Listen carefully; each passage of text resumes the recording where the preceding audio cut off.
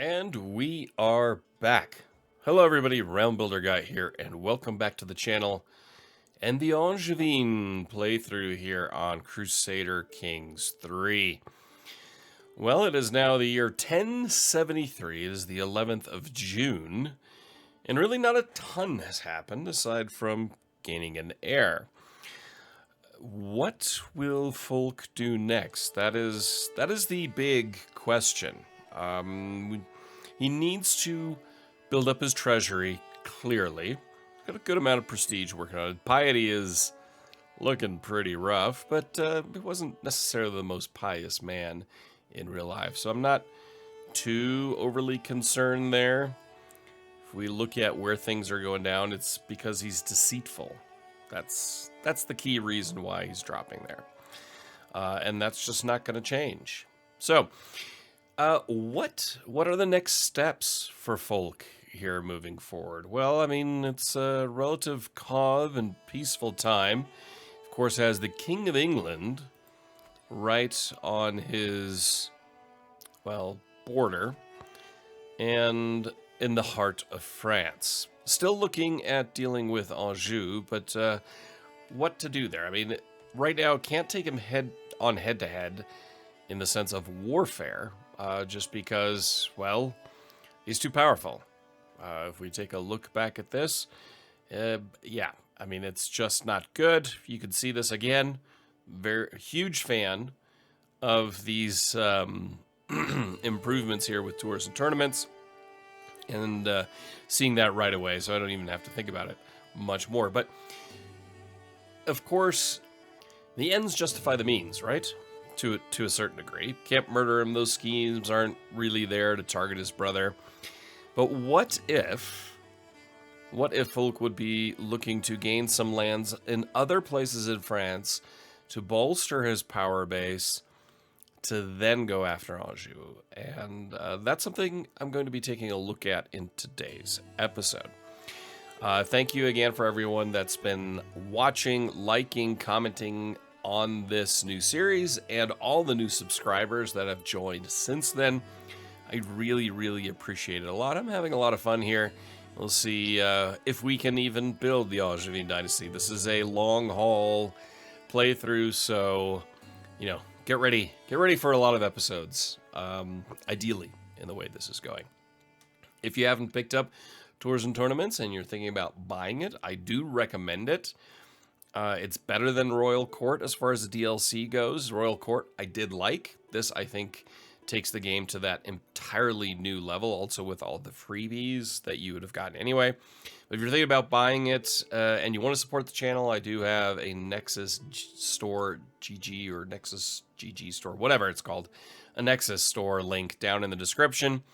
And if you buy through that, then a little bit extra comes to the way of the channel. So anyway, as far as how I play the game, again, real quick, you can see down here, speed at normal 3.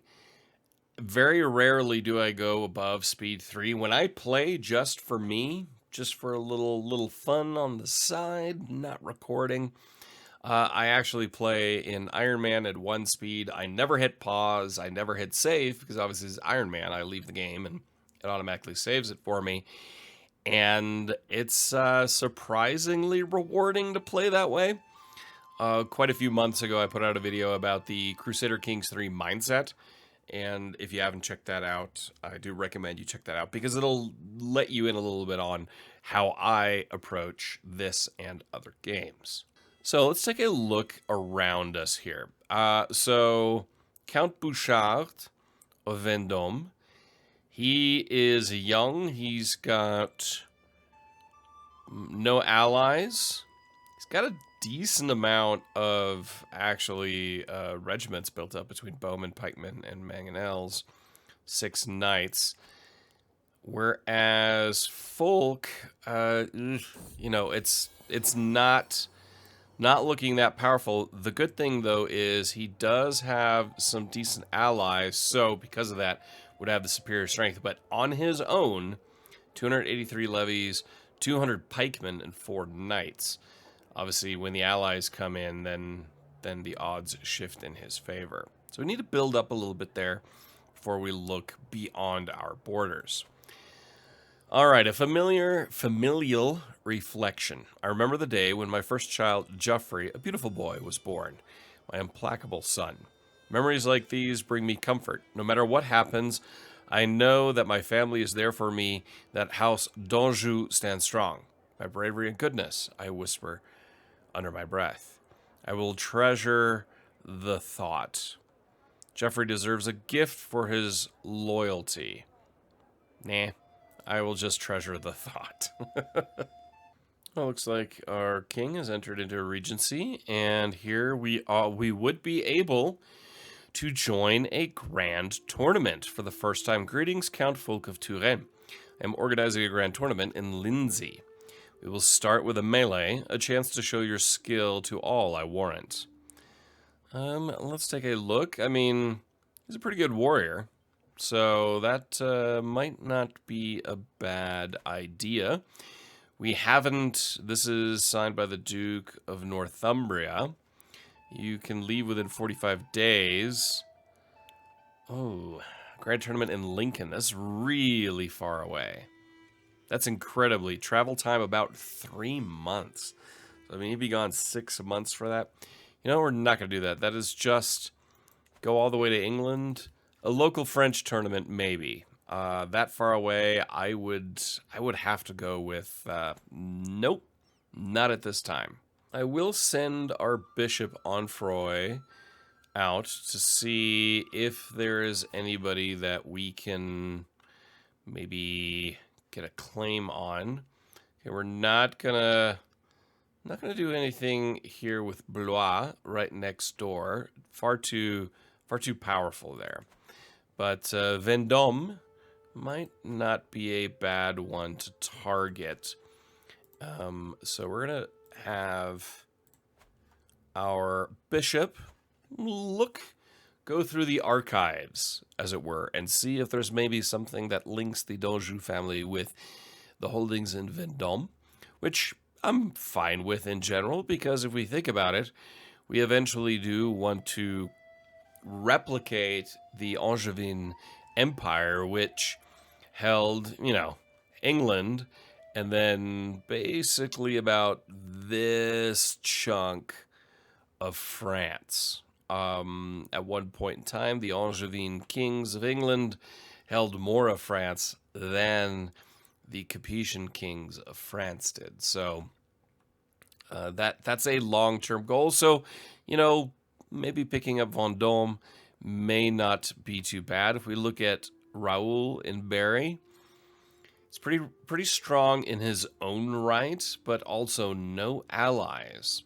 So that could be another area to go after. Champagne is just too large to target, but picking off these guys here in Vendôme and Berry might not be a bad idea. Again, I would look at Count Geoffrey if he wasn't allied with one of my allies, which then cancels that alliance out in that sense.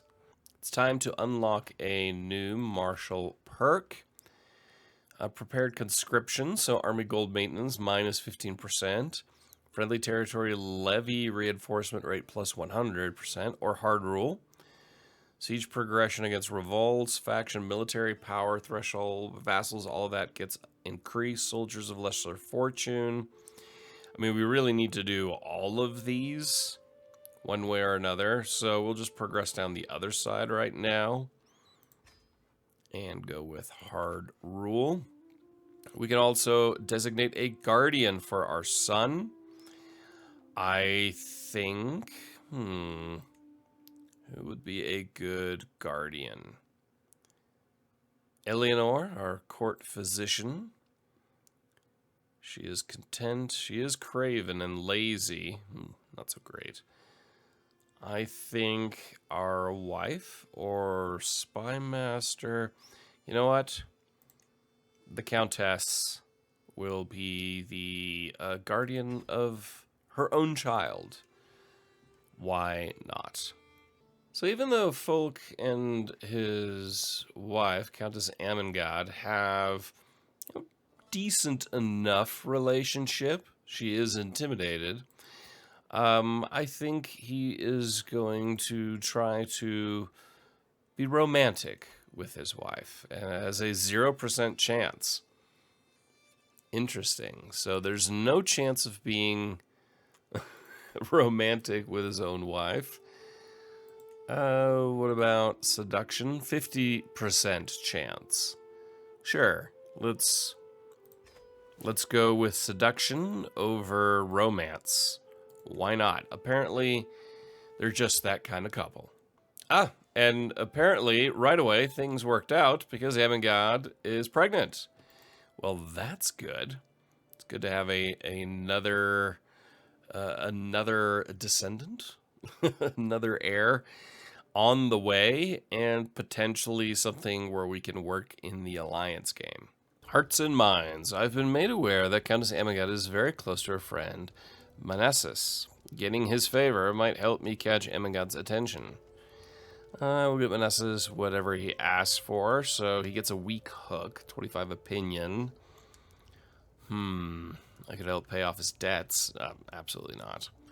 This does not seem right. Yeah, we're just going to move on from here.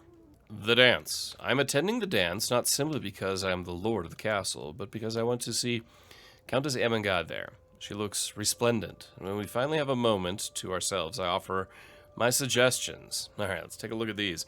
Join me in the circle of the next dance, my lady. Okay. I'll walk in the garden away from all of this. Could I provide you with some more food?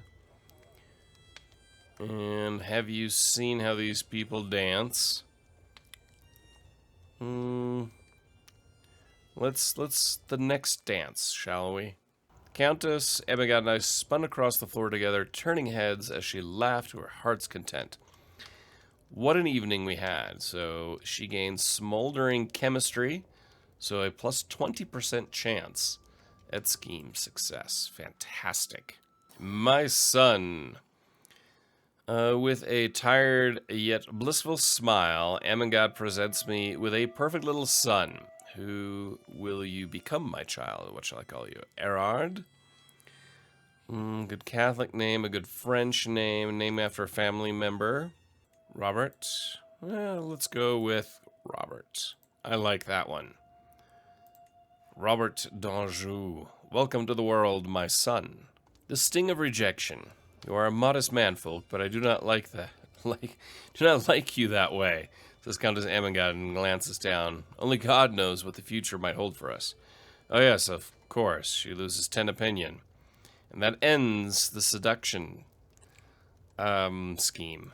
Well, that's a bummer. It was going so well, she doesn't think of us that way. But hey, you know, two sons, that's already okay. She's done her duty as a wife in the 11th century. So now we have found our claims to the county of Vendôme. It'll cost 69 from the treasury. And now let's take a quick look up here and declare 2 wars. So it says here he has a stronger army than us. He does, but that is not taking into account our allies. So if we look at our allies right now, we have a pretty solid amount of allies that could help. The problem is, of course, our army needs to at least match his to even consider that, because, I mean, our nearest allies are here, so they would have to come across here. But that time, he will come down into our territory, and that would just be a little bit too dangerous at this point. So we're going to continue to bide our time, maybe stumble across some extra coin for the treasury, and then slowly build up our forces. A new claimant. Of all the buffoonery I have seen, in Manassas' inane efforts to improve my relations with my neighbors, my good-for-nothing chancellor has officially acknowledged Prince Robert's claim to the county of Touraine. Robert Courthouse. Oh, that is not good.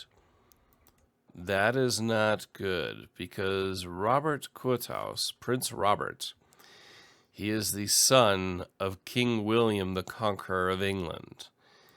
And that is not good. Robert could be the next king of England, and he has an unpressed claim against Turenne. That could be incredibly dangerous now. So folk needs to tread lightly here, for sure. We have a few things. Wife inspires recruitment. So focus recruitment for 10 years. Ooh, plus 25% levy gain. We also have a new perk here. So we're going to go with prepared conscription. Go with that. Lowered those costs. Count Emery still won't do it.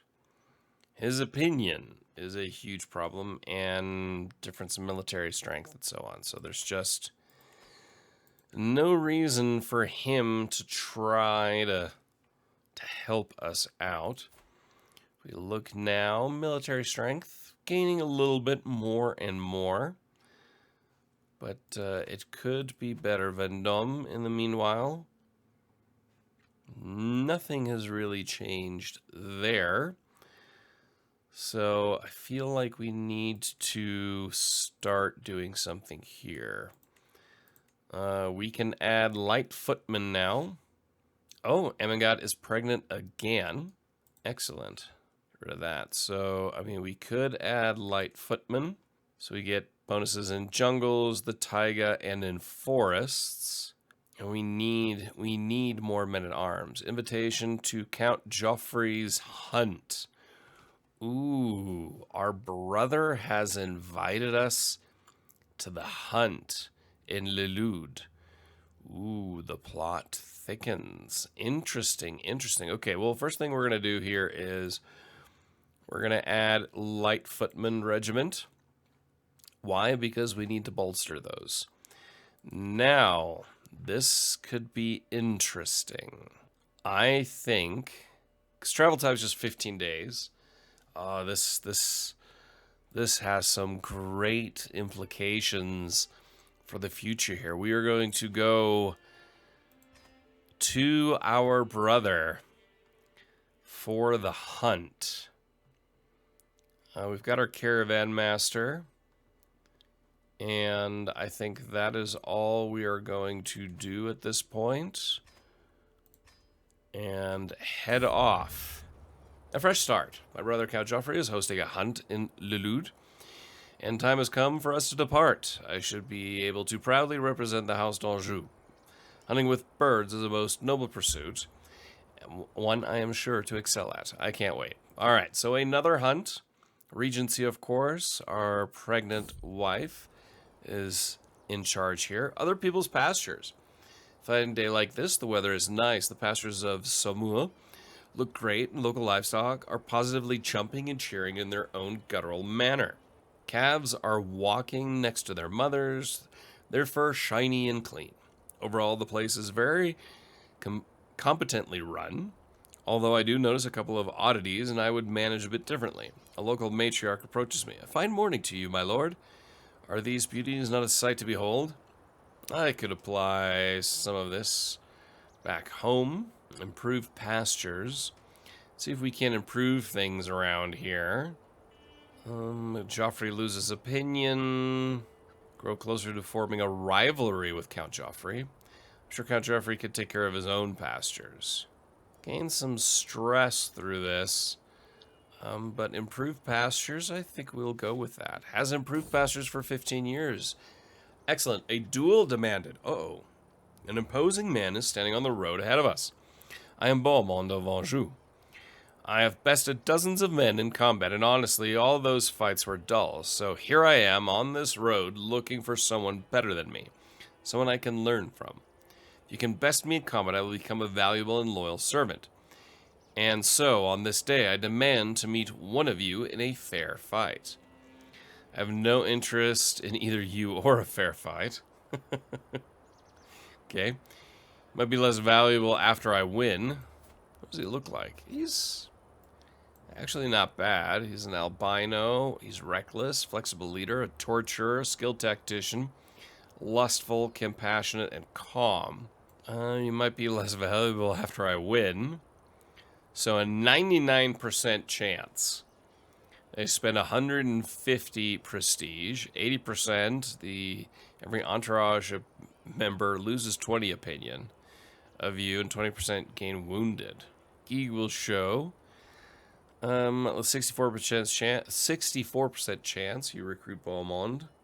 Yes, I think our marshal and knight will take this up. Beaumont demand gained the wounded trait. And, hold on, a lot happened now. Okay, and he is our knight. Excellent. That was a cheap way to get one. Making camp.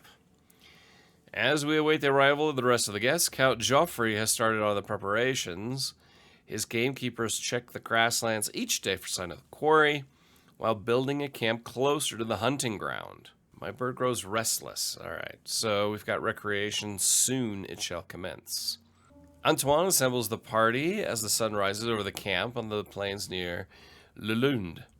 With any luck, we'll find a husk of hares, and our hawks will have great sport. Let's get out there. All right, admiring birds since we first parted for the hunt, and I can hardly blame him. Count Joffrey, of Anjou, that is. Such a magnificent, beautiful beast it is.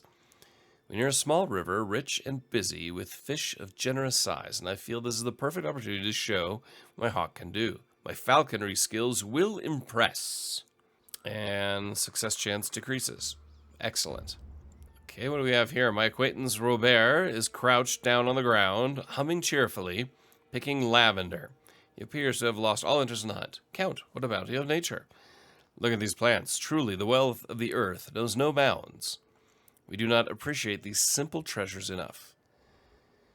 Get back on your horse. Who is this? King Philip, Duke Robert of Auvergne. Get back on your horse. Fascinating. What's that flower? Yeah, no. Eleanor could do with these herbs. You gain stock medicus for 5 years. Get back on your horse. We're hunting here, not looking at herbs. Count Joffrey's game master signaled the party to hush. We have arrived at the release spot. From our vantage point, we can see several sandy hares in the plain up ahead. The party halts as we prepare to remove our birds' hoods and set them one by one to their spot. It's time. I watch excitedly as my hawk identifies a target and takes wing from its watch, soaring high into the air. The hares are none the wiser as my hawk scans the ground from high above. Time and again, my hawk swoops in for a kill but misses, retreats, or only grazes its target. After hours of attempts, the game have all but disappeared. The hawk is near exhausted and the light is fading. Apparently, hunting is not exactly folk strength, at least not as falcons. Everything that could be wrong slightly increased. 100 trade experience. Gain 5 trade experience in falconer. Everything that could go wrong seemed to do so, yet again. But there were silver linings to be found. Antoine gathers the disappointed party and exhausted hounds for the trip home. The hare indeed eluded us this time. It looks like every participating guest gained 93 prestige. Oh, good. Well, we've also lost money, so that's not great. Your sister Hildegard has died. The alliance with Hildegard has expired. Okay, so once Folk gets back home to court, we're going to take a quick look and see what the world looks like. All right, we are back home again. Excellent, excellent. Potential alliances. Negotiate. Your brother, Macron, we will negotiate that alliance. And other than that, the Countess is an absolute no-go. Our niece, she does not like us. What does this do now for our brother? He is without alliance. Ooh, things just got very, very interesting. Regency has ended. And we are now allied with Count Robert of Macon. Marvelous news. Now, what does it change much in the wars? Not really. Not really. We still can't really do anything here. He's not a fan. And she hates us, our niece. That's a real shame. There's our military strength. 676. We gotta wait a little bit till that all comes together, and then maybe we launch this attack here. I mean, we've got the greater force. Their military strength is inferior. We can press our claims for the county of Anjou. Just grab that, and then, of course, we could press claims because we've got the duchy claim. If we grab that county, then we will be able to defeat him here. Obviously, I have the prestige for it. We have the allies, Count Guillaume of Auxerre and Count Robert of Mâcon. It would be risky, to say the least. And maybe we have to wait out the winter.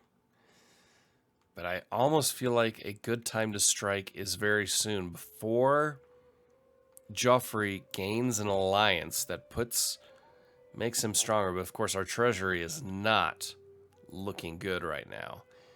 And we are waiting for our total soldier buildup to reach its full capacity. Still waiting here. Still going to take a little bit. It's a 10 a month. So still another 7 months. I mean, it'll have to wait until the next summer, the true campaign season. Your dynasty has unlocked traditional Anjou weddings. Okay, so grand weddings are 50% cheaper and plus 15 bonus acceptance. That is a big deal. That's a big deal. All right, so we're going to push forward here. My son, Ancel. Name him after my father. Another Joffrey. After myself. Or Guillaume. Let's go with Guillaume this time. Cradled by sickness. All babes cry, but with little Guillaume, there's no end to the tears. I desperately want the midwife to ease my worries, but her furrowed brow makes everything worse. Your son is not gaining weight as he should. We will take good care of him, my lord, but in the end, his life is in God's hands. Hush now, Guillaume. Please don't cry. So Guillaume d'Anjou is sickly. Mercy for the mercenaries. The bustling of an inn, a fine cider, a calm evening after a long day of training. My tankard is knocked out of my hand by a mercenary reeling from a blow. All hope of relaxation drains away into the floor along with my cider. Please, my lord, the innkeeper begs. Evad's thugs have been drinking me dry without paying for days, and their fighting is scaring the staff and guests. I will pay for your drinks. If you leave at once, no. Soldiers, throw them out. County gains expunged bandits for 10 years, 50 martial lifestyle experience, expunged bandits, so a plus 20 in popular opinion, minus 10 in danger. Of course, soldiers, throw the mercenaries out. I had so many hopes for you, my sweetest child. All the things you would learn, experience, and do. There were so many possibilities, a whole life to live. Maybe you would have had children of your own one day, but now, none of those things will ever come to be. Rest in peace, little Guillaume. So unfortunately, Guillaume, the youngest son of Fulk of Turenne, has passed away. I mean, I know this is a game, but I'm a father of 3, and for some reason that just always gets to me somehow. I don't know why, but maybe you have to be a dad to understand. So we're only about 2 months away from gaining full force strength, at which point I think it shall be time to go after our Count Joffrey, who is on the road right now. He is heading to Paris. He's heading to the king.